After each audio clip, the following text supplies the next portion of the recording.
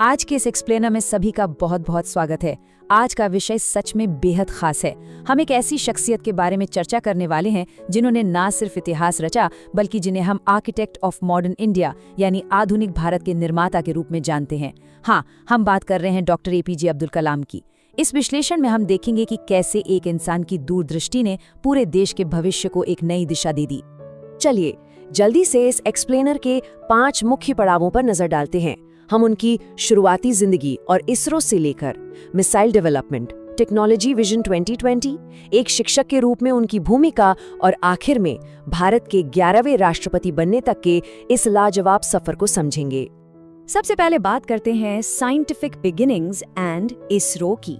रामेश्वरम से अंतरिक्ष तक का उनका ये सफर शुरू हुआ था 15 अक्टूबर 1931 को, जब तमिलनाडु के एक छोटे से शहर रामेश्वरम में उनका जन्म हुआ।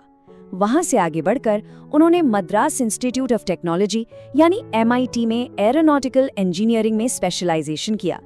ये वही जगह थी जहां से उनके सपनों ने उड़ान भरना शुरू किया था। और अगर हम उनके करियर के इस ग्राफ को देखें तो पता चलता है कि उनका दायरा कितनी तेजी से बढ़ा। MIT से शुरुआत करके इसरो के प्रोजेक्ट डायरेक्टर, फिर DRDO के चीफ एग्जीक्यूटिव और आगे चलकर प्रिंसिपल साइंटिफिक एडवाइजर तक। जैसे जैसे वक्त बीता, देश के प्रति उनकी जिम्मेदारियां और उनका प्रभाव लगातार बढ़ता गया। अब जरा इस टाइमलाइन पर नजर डालिए।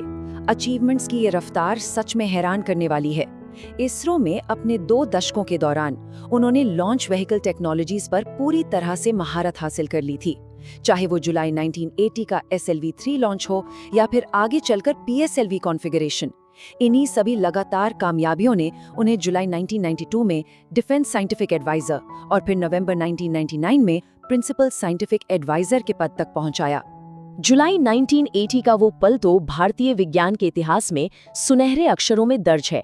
प्रोजेक्ट डायरेक्टर के तौर पर डॉक्टर कलाम ने भारत के पहले स्वदेशी सैटेलाइट लॉन्च व्हीकल SLV-3 के विकास में बहुत बड़ा योगदान दिया।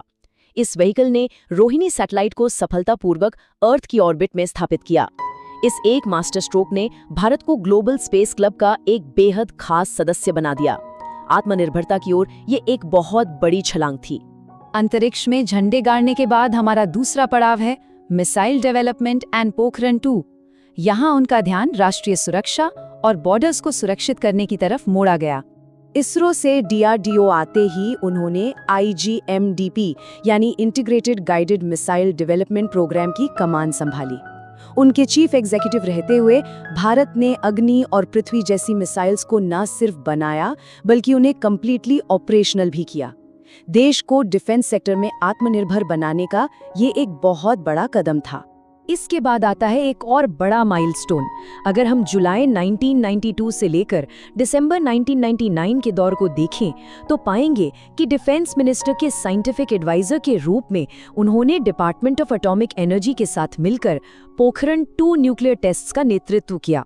इसका आधिकारिक नतीजा ये हुआ कि भारत दुनिया के नक्शे पर एक न्यूक्लियर वेपन स्टेट बन गया। लेकिन यहाँ ध्यान देने वाली बात ये है कि उनका विजन सिर्फ बड़ी और स्ट्रेटेजिक मिसाइल्स तक ही सीमित नहीं था। एक तरफ उन्होंने इन मैसिव प्रोजेक्ट्स को लीड किया तो दूसरी तरफ लाइट कॉम्बैट एयरक्राफ्ट यानी LCA जैसे मिशंस को भी उन्होंने पूरा पुश दिया। उनका मेन फोकस बिल्कुल क्लियर था, हर मोर्चे पर सेल्फ रिलायंस यानी आत्मनिर्भरता लाना। अब बढ़ते हैं हमारे तीसरे पड़ाव की ओर, टेक्नोलॉजी विजन 2020। बॉर्डर सुरक्षा के बाद अब उनका ध्यान देश के आर्थिक और तकनीकी भविष्य का ब्लूप्रिंट तैयार करने पर चला गया।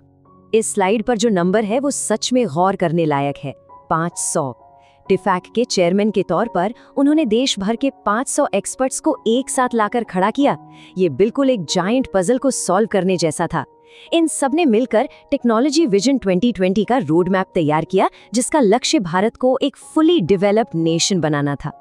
नवंबर 1999 से 2001 तक प्रिंसिपल साइंटिफिक एडवाइजर के रूप में उन्होंने इंडिया मिलेनियम मिशन 2020 को लीड किया।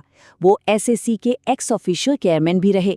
देखिए, ये सब केवल प्रशासनिक पद नहीं थे, बल्कि ये देश के ग्राउंड लेवल ट्रांसफॉर्मेशन की एक पूरी तैयारी थी।